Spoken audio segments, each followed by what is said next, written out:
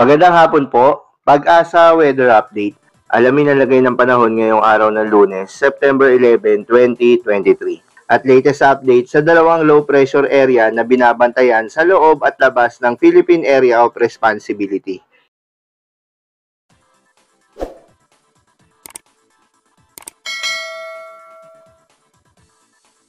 Sa kasalukuyan, base sa ating latest satellite images ay dalawang low pressure area ang ating minomonitor. Yung isa ho nasa loob ng Philippine Area of Responsibility, nasa 875 km east, northeast sa extreme northern Luzon, habang yung nasa labas naman ay nasa 1,960 kilometers east-northeast ng Eastern Visayas.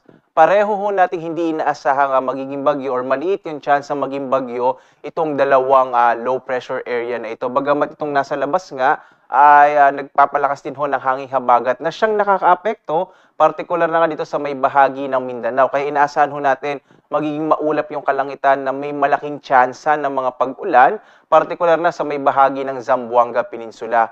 Habang yung trough o extension nitong low pressure area na nasa loob ng Philippine Area of Responsibility, inaasa natin magdadala ng maulap na kalangitan na may mga pag-ulan, partikular na sa may extreme northern Luzon, itong bahagi ho ng Batanes at Babuyan Island. Saka iba pang bahagi ng ating bansa, makikita ho natin medyo mainit na tanghali pa rin ating inaasahan, habang malaking tsansa ng mga pulupulong pag-ulan, pagkilat, pagkulog o mga isolated rain showers and thunderstorms sa hapon, hanggang sa gabi o minsan ho sa madaling araw. Kadalasan tumatagal to na 1 hanggang 2 oras.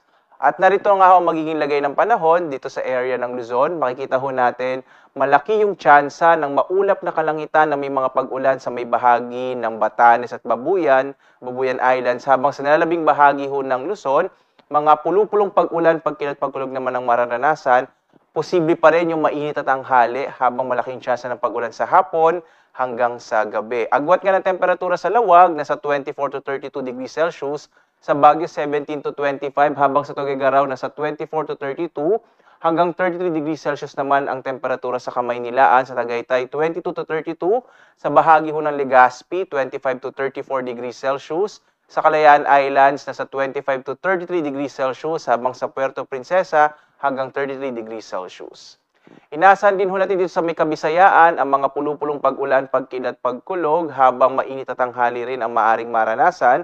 Agwat ng temperatura sa Iloilo nasa 25 to 33 degrees Celsius, sa Cebu hanggang 32 degrees Celsius, at gayon din ho yung temperatura sa Tacloban hanggang 32 degrees Celsius. Habang dito sa may bahagi ng Mindanao, inaasa natin ang maulap na kalangitan sa may bahagi ng Zamboanga Peninsula, dulot ho ng southwest monsoon o habagat, habang sa nalalabing bahagi ng Mindanao ay mga isolated rain showers and thunderstorms din ang maaring maranasan.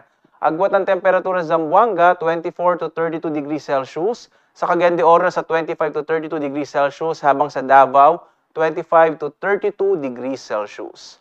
Sa ngayon din ho, wala tayong nakataas na gale warning sa anumang bahagi ng ating bansa, banayad hanggang sa katamtaman ang inaasa natin magiging pag-alo ng karagatan, pero nagpapaalaala pa rin tayo kapag may mga biglaang thunderstorms, posibleng biglang lumakas yung alon ng karagatan, kaya iba yung pag-iingat pa rin, no, lalong-lalo na sa mga maliit na sakyang pandagat at maliliit na mga bangka.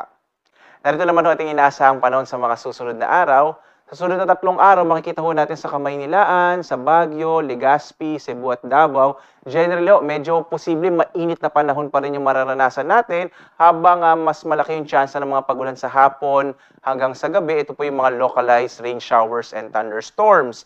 Agwat ang temperatura in the next 3 days sa Kamaynilaan ay mula 24 to 32, sa Baguio ay 17 to 25, sa Legazpi 24 to 33 degrees Celsius, dito sa Cebu, nasa 25 to 33, habang sa Metro Davao, 24 to 33 degrees Celsius.